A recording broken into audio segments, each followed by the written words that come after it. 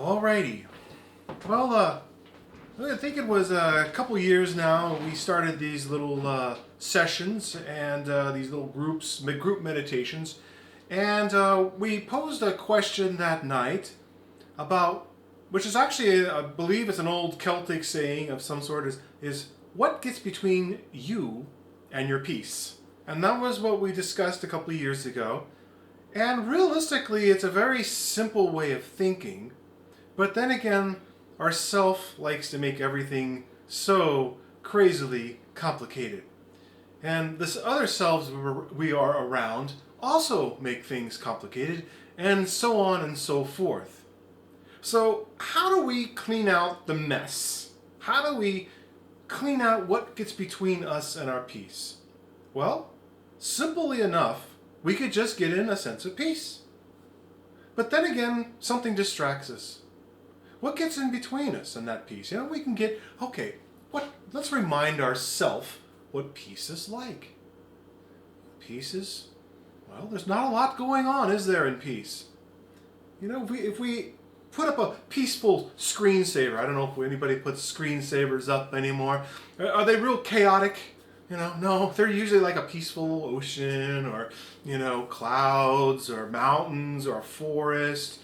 Cats can be very peaceful. So it's kind of like we're trying to remind our dog in a sense of chaos, what do we want it to do? So tonight I'm going to kind of do just a basic review of, just to remind ourselves, what are techniques that help us get back to our peace and stay there. And, starting with the body, the basically, psychologists will call it, unconscious, but that's really not true, is it? It's more like simple consciousness. And even a rock, there are electrons moving in it. There are atoms, so it's not dead. We can say it is, the most basic consciousness there is. So there's no such thing as an absence of consciousness. Excuse me.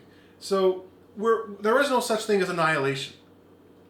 Einstein even said it in physics that, energy cannot be created nor destroyed. Matter, either one. So what creates that lack of peace with us? Fear. It's a basic thing. This started, unfortunately, in our simple consciousness of trying to survive. So our body, we have one, is trying to survive.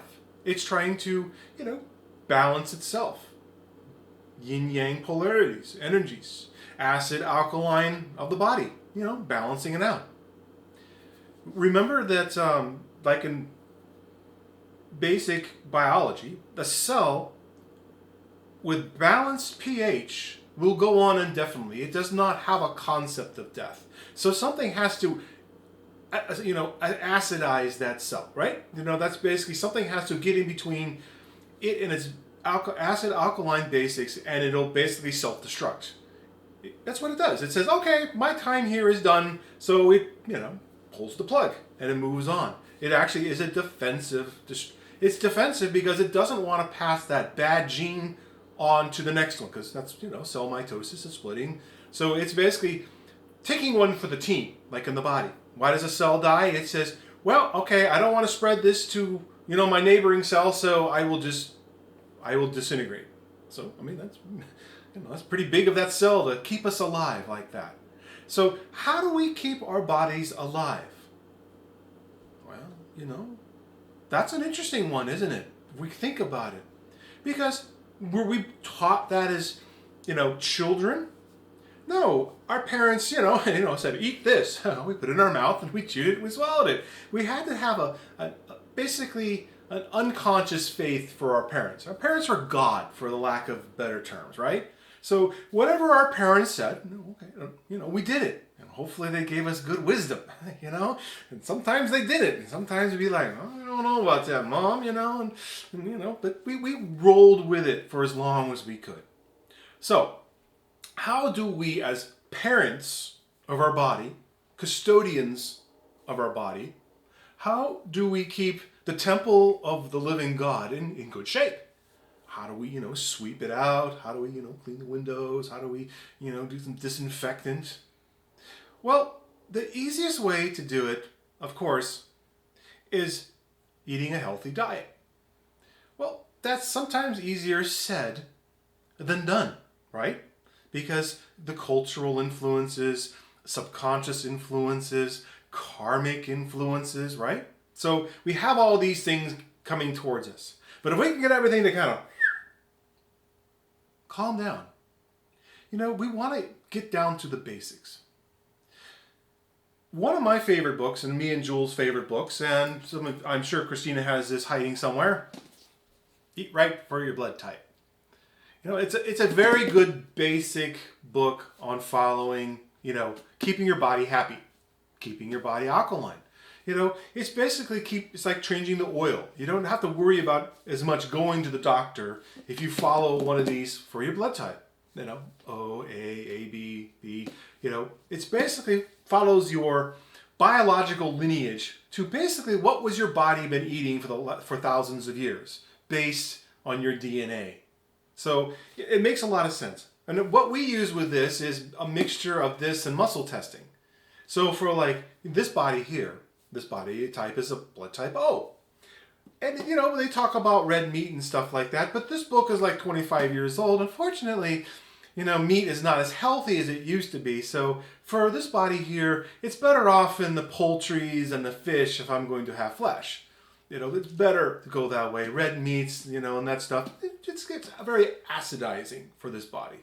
And it can be distracting for the consciousness because it takes a lot of energy to digest. But if you're healthy, don't eat in huge amounts. The body digests it. It moves on. You don't have to think about it, right? Isn't that the point? We don't want things to get in between us and our peace. And the nice thing about this book as well, it has exercises for each body type. So, for O's, it's, weightlifting and, vigorous exercises. And, for the B's, it's yoga and things like that. So it's a very logical book. There might be some controversial stuff in there, but, that's where we have muscle testing, right? So if we get something where we go, I don't know about that. Then, we can muscle test it. Oh, should Brian have some bacon? Oh, no. Should Brian have some turkey? Okay, all right, that's fine. All right. So we can test it. Test these theories. We got, we're scientists, remember? We want to use this stuff to our advantage. We want to relieve the stress on our body, our self, our soul, and in a sense our spirit too, because it's confused. It thinks it's us. And that's what we're trying to wake up. Okay, so also if you have other things, like if you have illnesses you're doing, follow whatever your practitioner is recommending you. Or if you, like Christina and go see the creepy lady, and that's what, that's what she's just prescribing to you, If you trust that your source in that, go ahead. Herbs, very helpful. Herbs have been used in human healing for thousands of years. And there's a reason. People used to be much more psychic. They could see auras.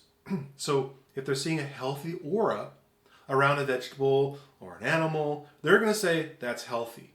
So it's not that, it wasn't like it was a big deal for them because they could see these auras and they could tell if something was healthy or not.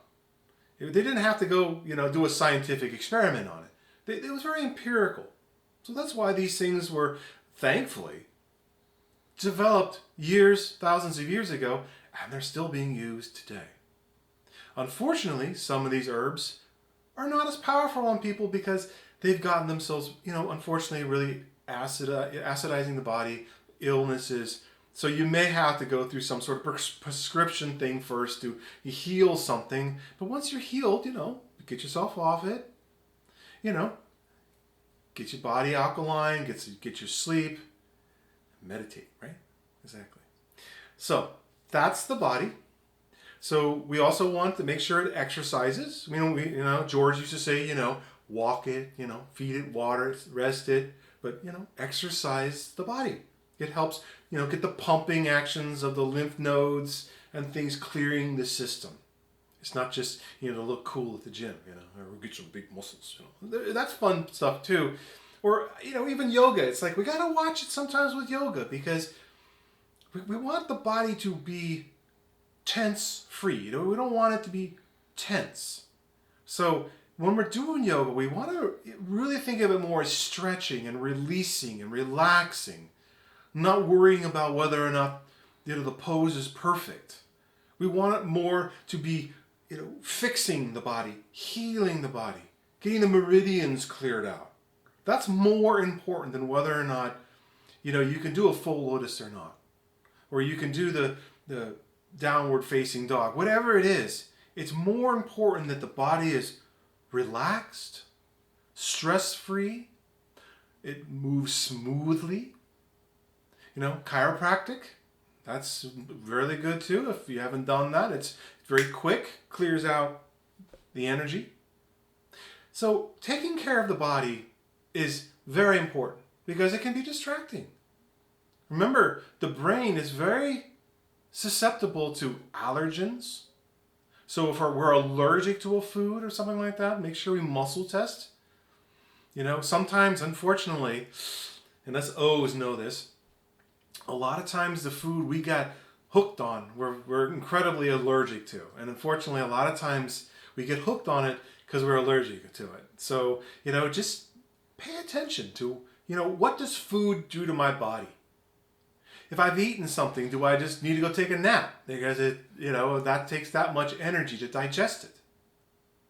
So just pay attention to the foods, to the bodies, and if you have to get on a prescription of some sort to fix something, go get it. But then, when the body is healed, work your way off it. Go see, the medicine man, whatever you need to do. Go see the witch doctor, whatever it is, get your body cleared out. So from there, that's a basic kind of like just a reminder of, taking care of the temple. Because remember, that's all this is. It's just our temple. And sometimes we forget, and we, have a little too much of mom's meatloaf or whatever it is. And we're like, but, move on from there. Okay, so that's the body.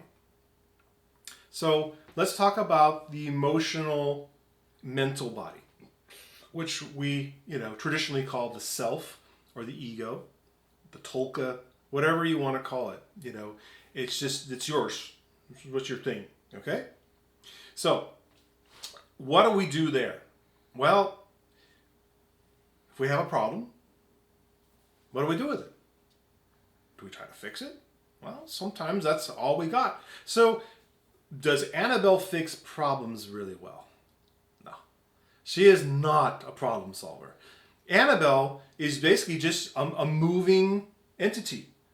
Why do if you go watch squirrels, or you watch dogs, or you watch anything, why are they always moving? Because they're trying to solve what's missing in their life. So, like people who can't sit still. There's people who, always moving. They're always going someplace. Well, Annabelle's probably pretty much in charge because, unfortunately, they're looking to see what's missing. And unfortunately, the brain has become that way if it can't shut off. So if it's always on, spinning around, then it's missing something. And that's all Annabelle does. If we watch the squirrels, they're just going around and going around. And watch the birds, they're just always moving. They don't know. They can't problem solve. They can't say, well, I have 4 seeds. And if I spend the next 15 minutes looking for more, I might have 8 seeds. And then I'll hold those for the next 6 months. No, they don't think that way. They don't. Their version of thinking is, oh, something's missing. I got to look around and maybe I'll run into it. That's maybe oversimplification because, yes, they do have, instincts. They do have a sense of smell. But remember, if they're looking for it, they sense it's missing. And to Annabelle, that sense of disconnection from their source, that's not good for them. They will just keep moving until they find it. And if they don't, they'll actually, in a sense, will commit suicide at some point if they're not getting what they want. Like we see beached whales. They basically said, well, time to go. They don't have a concept of death. They just know, okay, body's done. That's it. Isn't that kind of what happens to humans, though? Can people explain why someone dies sometimes? Oh, look at all the... Annabelle said, oh, I'm done. And Virgil's like, wait a minute, I'm not done yet. Well, he wasn't paying attention. I don't know how many people have read like either, Zen stories or, Tao stories or, the Eastern mindset. A lot of these masters know when they're going to go before anybody else does. And they're like, oh, I'm going to be going on, whatever date. They're in tune so much with their body, soul, whatever. They know when it's time. They'll know one date they'll go. And a lot of times, even elderly people that are really connected with each other, all of a sudden they just go, when maybe their spouse goes. And somehow at that point, they just go as well. So they just, it's time to go. Something's missing. The game is over. So working in Annabelle, if she's moving around, if she's agitated, then something is missing in her life. And unfortunately, that's why we're here not to rationalize, justify, or explain our emotions. Remember that little tidbit? So what happens is Annabelle says, oh, something's missing. So she starts doing something. And Virgil comes in, the mental body, says, this must be because. And unfortunately, he has no clue. The mental body has no idea what Annabelle wants, what the subconscious wants. No clue. And that's where we go to these Chinese masters and get our yin-yang energies balanced out. And all of a sudden, Annabelle's happy. And Virgil's like, oh, wow, I went to see this guy and now I'm fine. I walk outside, now I'm not. Well, something went amiss when they walked outside. So, training Annabelle. What's the best way to, and you know what, you guys know how to train your Annabelle. You got videotapes, you got cognitive dissonance, you got all that good stuff. But the self, the ego, the rogue, we'll call him a he, because in a sense that is a yang energy, on everyone, male and female, thinks he knows what the right answer is. And we have to train him to not do that. Because if he knew the right answer, you'd be done. That's simple. Remember, George said, and not only him, said that we are all one agreement away from being fully awakened. Remembering. So if Virgil knew, the self knew the answer, you'd be done. You wouldn't have to go looking for it. You wouldn't have to meditate. You'd just be done. So that's why we need to train the self. And number one with training the self is choosing a spiritual authority. Not a human authority, a spiritual authority. Or a human that has that spirit blazing through them. And you're not talking to their self. You are talking to whatever we want to call it. God, Christ, Krishna, Buddha, whatever. So that's who you want to talk to. So how do we do that? Well, the best way to do it is start with someone, and this was one of my favorites, and I'm sure most of you maybe have read it, is, Yogananda, right? Autobiography of a yogi. Well, it's his own experience on his own version of the spiritual path. And I found it very insightful, especially if we're having a rough time kind of getting everything back in line, of saying, okay, this guy got something, and how was his process with it? So that's a good way to, kind of refresh. Don't even have to read the whole thing. Just, kind of glance through it, kind of, see what the process was. You have an example.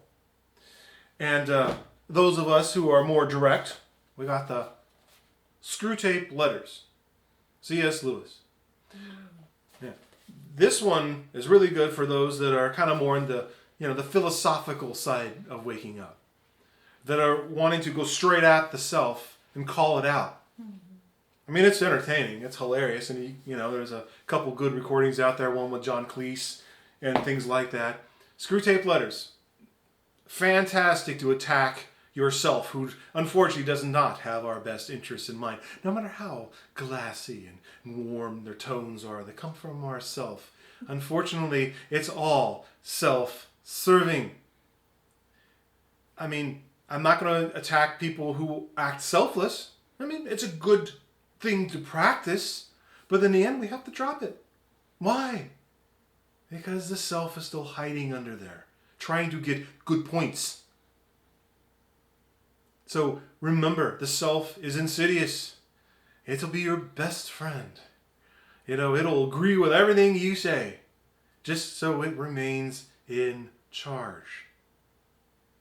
So, and continuing on to attacking it straight on, here's one of my favorites, and I don't know how much people can see this. Zen Flesh, Zen Bones. For then this book has been beaten up. I mean, it's turned brown. I mean, this thing has been with me for 25 years. And that's still one of my favorites. Great stories in it, techniques, things that kind of just you want to change things up. Just read a couple of these. You don't even have to read the whole thing. Just randomly flip, open it up. Okay. See what you get inspired from it. Rattle the brain a little bit. That's really all Zen is. Zen is just your brain. Hey, wake up! Whoa! Stop thinking like that. If you like a little more of a firmness in your life, then maybe Zen is maybe something that you're interested in. Go reread a couple stories ever so often. Rattle them around. Okay, this one. This one's a delicious one. Big old Holy Bible. It gets a bad rap, unfortunately, through history, People killing in the name of, You get out your Rage Against the Machine song on this. So, but it basically is a compendium of stories with the people's relationship with God. That's all. And it basically is a code for waking up. Pretty much everything's in here. Now, remember, the Old Testament is about training the self and trying to become, getting the self in line. That's really all the Old Testament is moving from Annabelle to Virgil, with some practice of trying to find people and that are hooked into the light, hooked into God, and we're to listen to them. So that's the Old Testament. Unfortunately, there's no Beatrice in here because Jesus just skipped that and went straight to Christ consciousness. So when you go to the New Testament, now you're dealing with Christ consciousness. And the best one there is the book of John, because apparently that's the only one that was written directly by one of the disciples, not by someone who knew one of the disciples. So remember, the book of John and the red words are about Christ consciousness. And talking about Christ consciousness, how well does the self deal with that? So it's best to read the red words and John either before or after meditating and getting into a sense of peace and just reading the words at face value and not trying to understand anything he said. Don't try to understand it at all.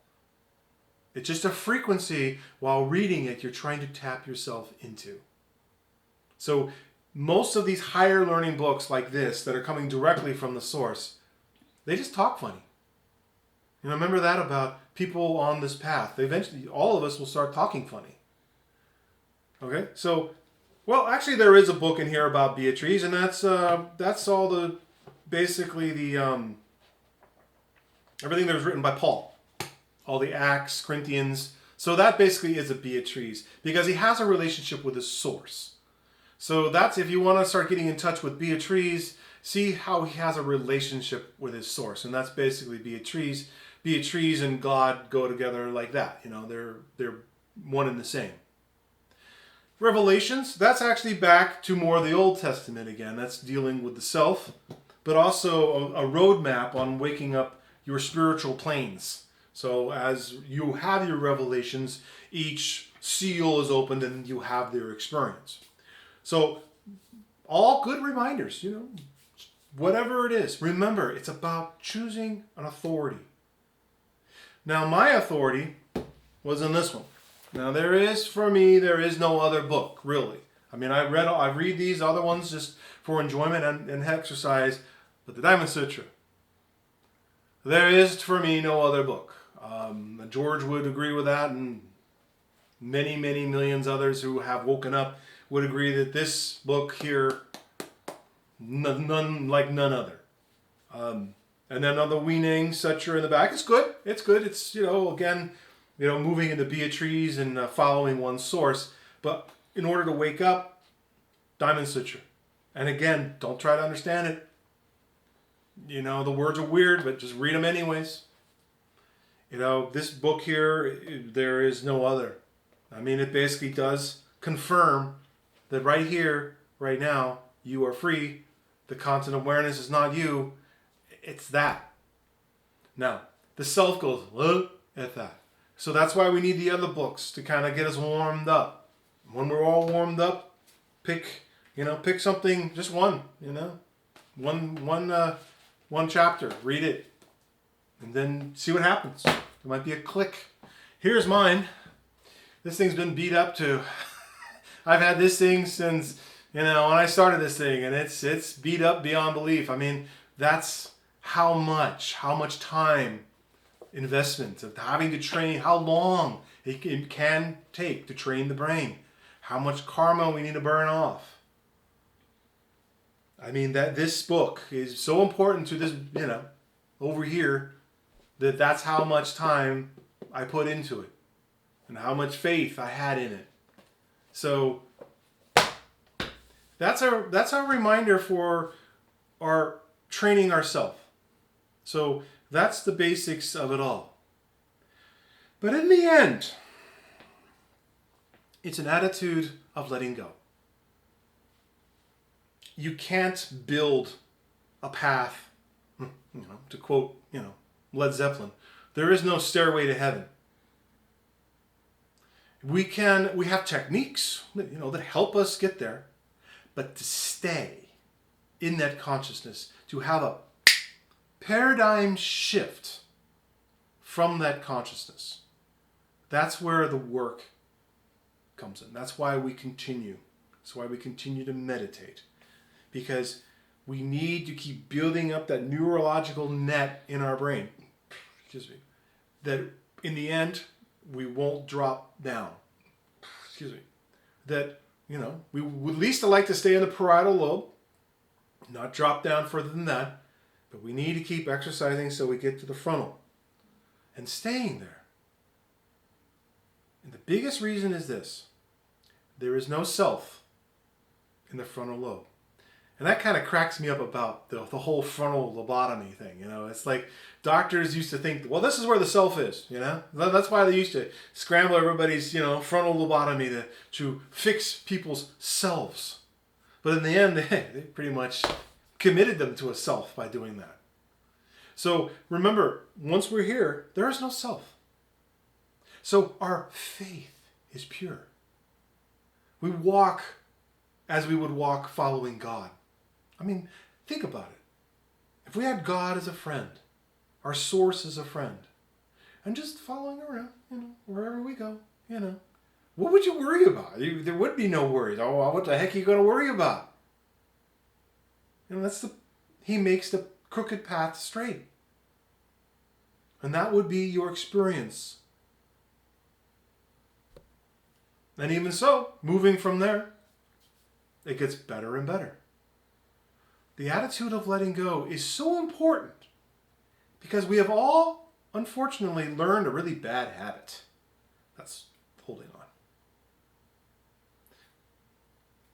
So we need to remind our brain, okay, all right. You've been, gathering all your nuts and all your seeds for winter because you're afraid you're not going to have any. Okay, well, thank you for doing that. You're really good at planning. Okay, thank you for doing that. You're really good at making friends, keeping connections. Okay, thank you. Those are all self things. But we need to move up. Because in the end, why do we let go of it? Because there is something greater that replaces it. George used to call it an exchanged life. That's the born-again Christian term, is an exchanged life.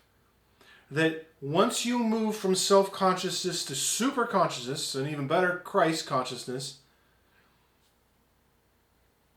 literally there are no problems. There are no worries. They don't exist in that frequency. They are not a product of that frequency.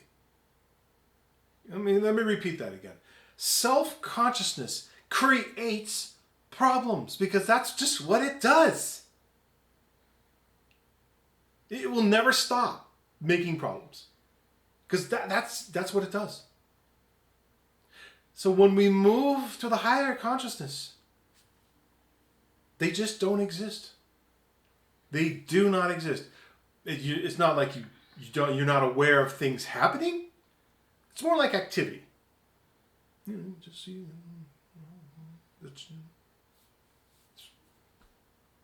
I mean, that's what's amazing about the masters, is that they just move through life. We couldn't even tell the difference, unless they opened their mouth and said something, or created some miracle or whatever. That you couldn't tell the difference. But they lived life differently than normal humans, average, whatever, self-conscious humans.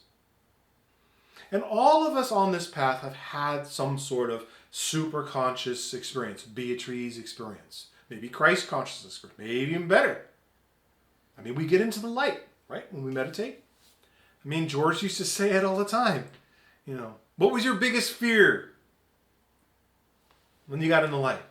Were you scared when you got in the light? No, it wasn't even there. So that's our meditative life. Remember, we talked about that a couple months ago, of going through life in that meditative state. That, what problems? I mean, you're still here, you're still walking around, but you're definitely dealing with life, the world, differently, depending on where your consciousness is. And, most of us here have had those experiences. We've done this long enough. And then sometimes we get hard on ourselves, like, right. But what do we do then? Faith. What happens when we go, why can't I, faith. Reading the books, meditating. Don't let ourself throw mud to distract us. And if it does, hey, calm it down. Calm it down. So you're okay. You're okay. Because in the end, and I've done this before, it's a little silly, but it's a good, exercise or reminder. In the end, it's like, okay, we go, where is God? Oh, okay. We can go to church and we say God is omnipresent, God is everywhere. Fine, okay, but those are just words. We want the self to experience it. We want what there is called theosis, which is when you become one with your source. And how do we do that? Well, okay. I'm looking around. Okay, do I see God? Oh, it's just a kitchen. Okay. So, all right. But the content of awareness is not me. So I back up. So the kitchen is not me. Oh. Now I'm seeing auras. Back up one more time. And now I see a play of lights. Back up one more time. Oh, it's just... Back up one more time. It's all me. It's all you. There's no difference. Then there's one more behind that and you're done. Basically. But that's all it really is. It's just the content of awareness is not me. Every step as you go, it's just a backing up, a backing up, a backing up until you can go back up no longer. Which is why the statement that right here, right now, I'll just point here, wherever, and it's not in this body, you are free, is in the end the most true statement there is. And to just start from there is the quickest way home. Start with that principle as your rule of thumb. Is this free? No, that's not free. That's not free. Those of you who've been to, and I think everybody here, at least in this chat room, has been to those Mary and Joseph retreats. Remember, we had the room. And we'd say, I'm not that, I'm not that, I'm not that. Remember? Where we start and would stop. That's a great exercise. It's like, okay, pick all the different modalities along the room.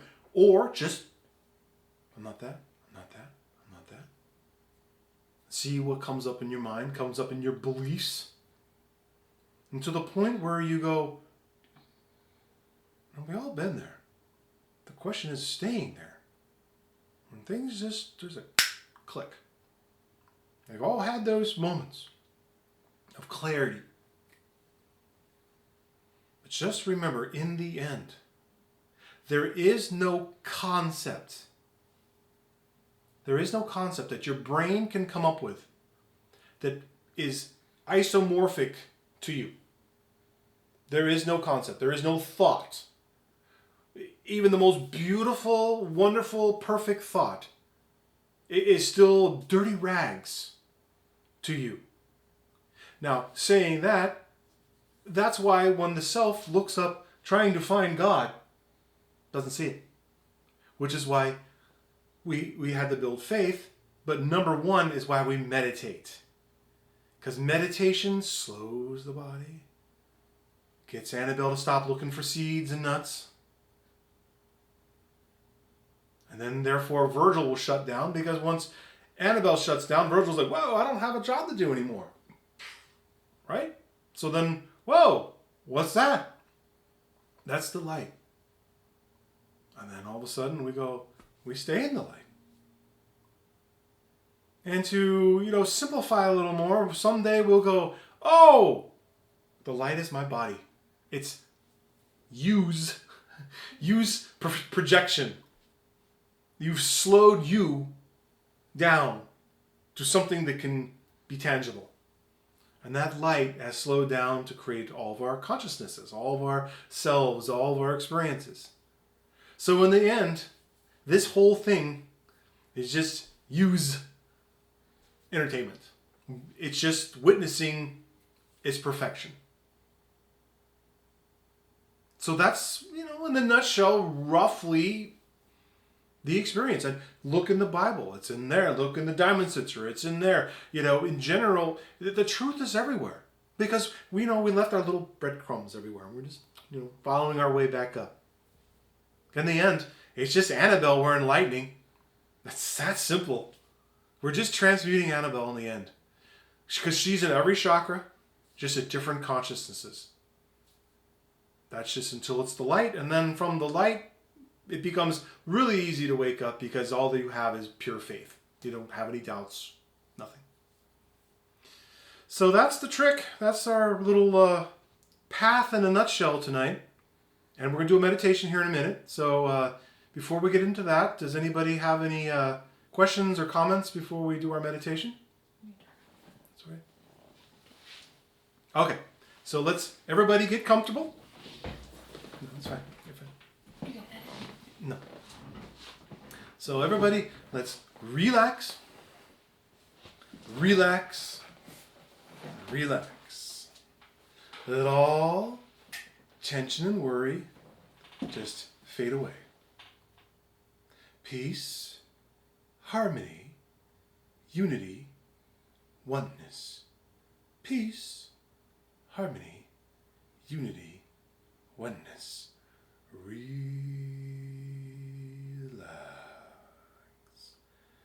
Relax. Deeper, deeper, and deeper. You know how to relax your body. You have the power. So set that intention to relax. Deeper, deeper, and deeper. Peace, harmony, unity, oneness. Peace, harmony, unity, oneness. Relax. Relax. Relax. Relax. So we're going to move our awareness because you can move your awareness. Put your awareness on your feet. Just be aware of your feet. Do nothing more than be aware of your feet. Move your awareness to your ankles. Do nothing more than be aware of your ankles. Move your awareness to your knees and relax. Hips, relax. Lower part of your back, relax. Upper part of your back, relax. Your hands, relax. Elbows, relax. Shoulders, relax. Your neck, relax. Your jaw muscles, relax.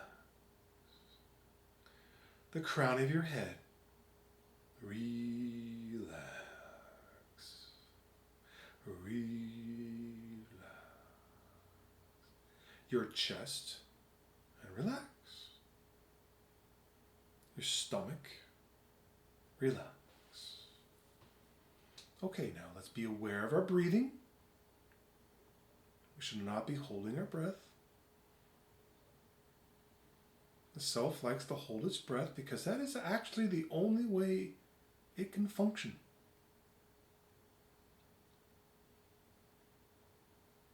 The only way it can think is by holding its breath.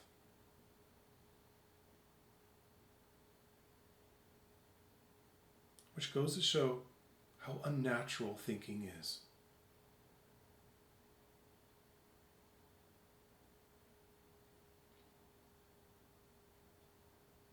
Which is why it's said in the Bible that the self is an enemy of God. Well, why?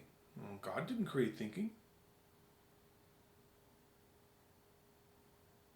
So the self is like the rich man who can't enter heaven, cannot slip through the eye of the needle.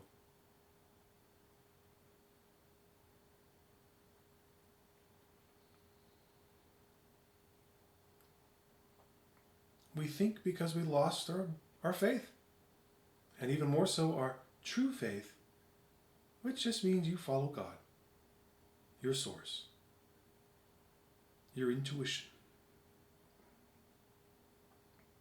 You're not still until you're inspired to move. Unfortunately, we start moving and hope to be inspired, and that is putting the cart before the horse. We should be still until we're inspired to move. So put your awareness at your tailbone and leave your awareness on your tailbone. Now move your awareness up the spinal column to point opposite the belly button, but keep your awareness on your spinal column.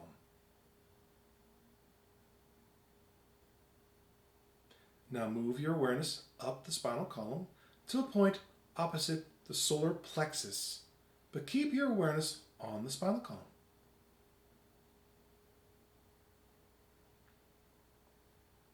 Move your awareness up the spinal column to a point opposite the sternum. Keep your awareness on your sternum, on the spinal column. Now move your awareness up the spinal column to a point opposite the throat.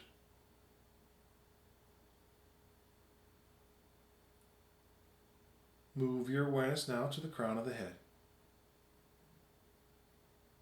Now move your awareness 6 inches above the crown of your head. Now from that perspective, look down at your body and be aware that you are not your body, but you are aware of your body, but you're not that.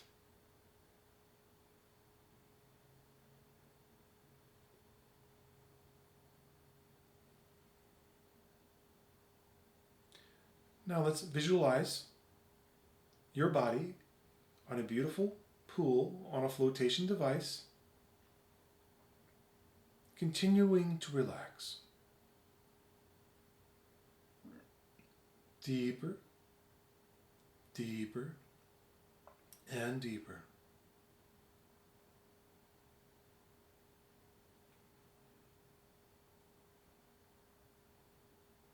While you continue to relax on your flotation device, the undulation of the water helps you relax deeper and deeper. You become aware of this immense blue sky, completely clear blue sky. So massive, so immense, that you can't even find the edges.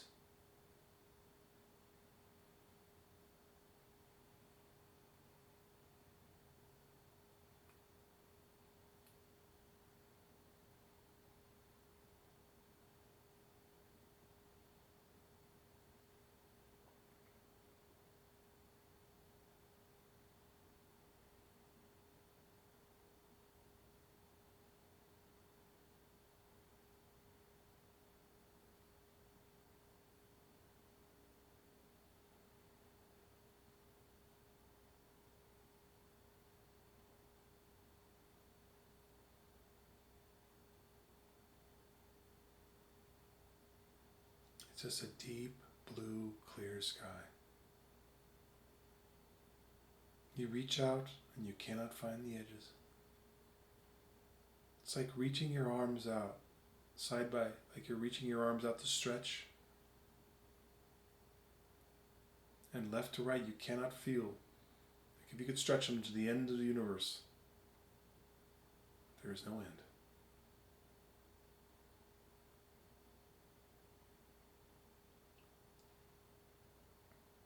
So let's change our consciousness again and picture your body in a beautiful place, a beautiful, peaceful place.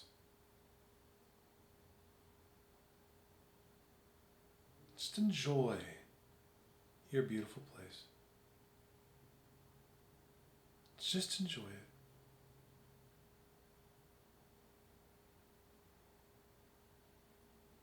Drink it in. Drink in a sense of beauty.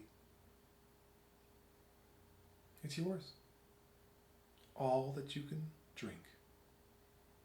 There is no cap here. You can feel as wonderful as you like. Make it as beautiful as you like.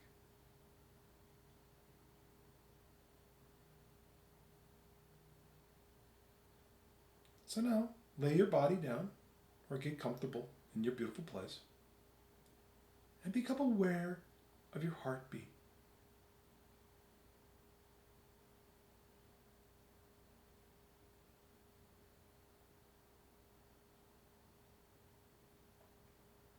Now move your awareness to your forehead and the light should appear, or luminosity, bliss, tones, sense of expansion, heat, pressure, whatever your modality is. And the deeper your relaxed state, the better your integrated state is, the greater the modality will be to you. The brighter the light will be, and it'll be the point where it completely fills your consciousness, like that sky.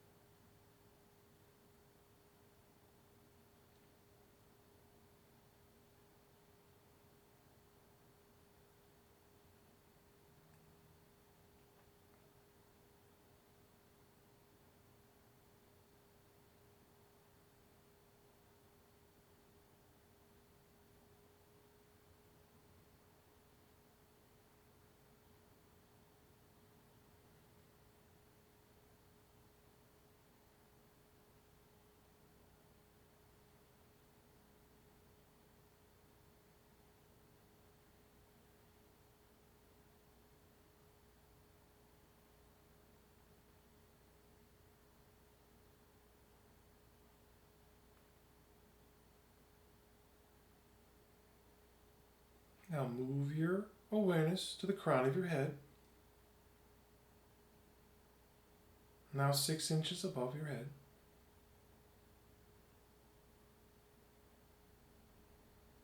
And now I'd like you to visualize your body standing in front of a mirror. And I want you to visualize it the most healthy, the most beautiful, the most peaceful, whatever you want to give your body. The most healthy, just give it a gift. Give it the greatest gift you can give it. Give it a big, bright, white aura behind it, a crown, a halo. Just give it the greatest gift you can give it. The best you've ever felt.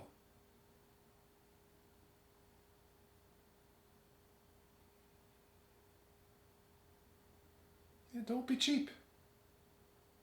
Why give your body, why give yourself the, a raw deal? Give it the wonderful gift of the Lord.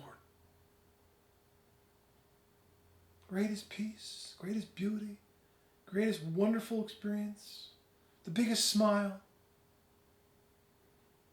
And then see yourself interacting with people when you're glowing. What do you say to them? What do you hear from others? I bet they'll say, wow, you look great. Wow, you got a glow.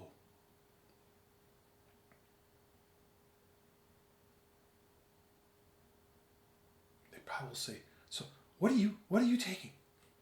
What pill are you giving? You can say, I've got God. Or some version of that. But you know, whether you say you have God or not, you know you do. And if you forget, just come back and do this exercise again. And give yourself God's life. Wonderful.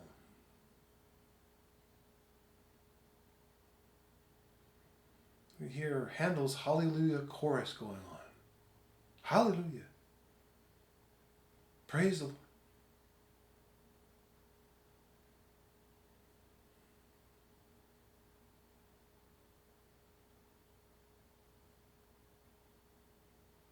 You could even tell yourself that you're blessed. I'm blessed walking across the street. I'm blessed eating my salad. I'm blessed while I'm working at the computer. Things are great. And if you forget, do a little reading of the books we've got. Listen to George. Come listen to some of these videos we posted. Just don't forget. You have the power. That's all we do is we forget. The self makes it so complicated. And we just got to train it.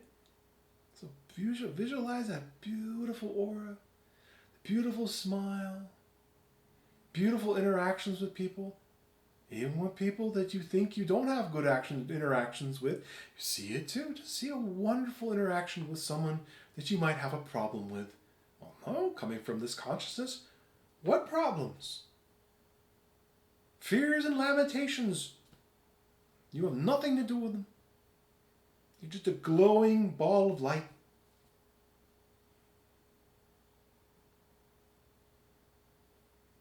Take that with you. Take it to the marketplace. Breathe a light unto the world.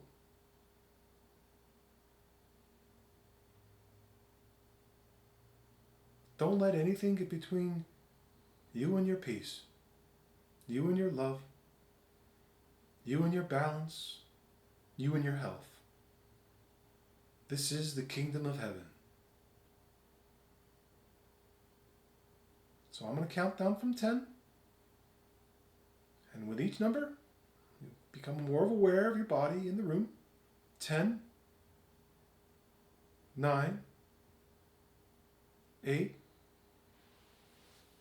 7, 6, 5, 4, 3, 2, 1.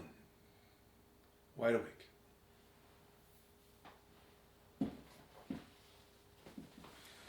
Okay, so that was just our holistic review.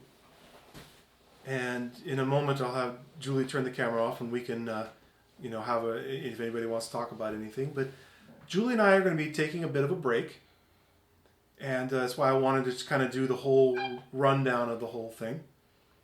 And so I'm not sure how long it'll be. I would say probably a couple months, just for right now, and we'll wait to be inspired. And just like all of us, we should remain still as much as we can and wait to be inspired instead of listening to ourselves in all its wonderful suggestions. So let's all intend to remain still as much as we can and wait to be inspired versus the lovely self that just chatters on saying we should do this, we should do that, we need to call this person, we need to do this. And that gets between us and our peace. The self is an enemy of God. And then we can let go of thinking and, wow, we're one with our source. So remember that as you go forward, and remember you have the power. We forget. We all forget. Okay, the self distracts us, and we forget. Just get back into that frequency.